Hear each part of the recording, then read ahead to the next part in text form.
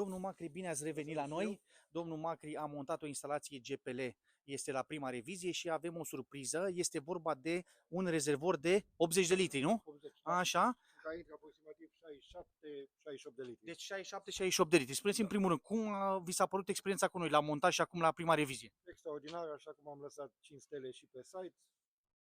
Absolut de 5 stele totul. Atitudine, profesionalismul celor care au montat, excelent. Vă foarte mulțumesc. Acum spuneți-ne, vă rog, și pentru telespectatori, vizionatori, spuneți-ne cum e cu rezervorul ăsta de 80 de litri. Sunteți mulțumit? Cât intră în el? Cât faceți cu el?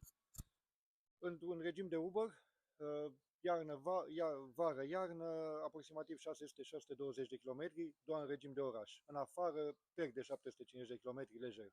Am înțeles, deci foarte important, dacă vreți și voi să vă montați o instalație cu un rezervor mai mare, să aveți o autonomie mai mare și pe GPL, plus rezervorul de benzină, dar nu uitați, vă așteptăm la noi, Star GPL, și avem o surpriză, domnul Macri, vă facem cadou și noastră cardul de loialitate, Metin GPL, la 4 revizii GPL, a 5-a este gratis. Prima deja o aveți, poftiți, să fiți sănătoși, să aveți drumuri bune, numai bine!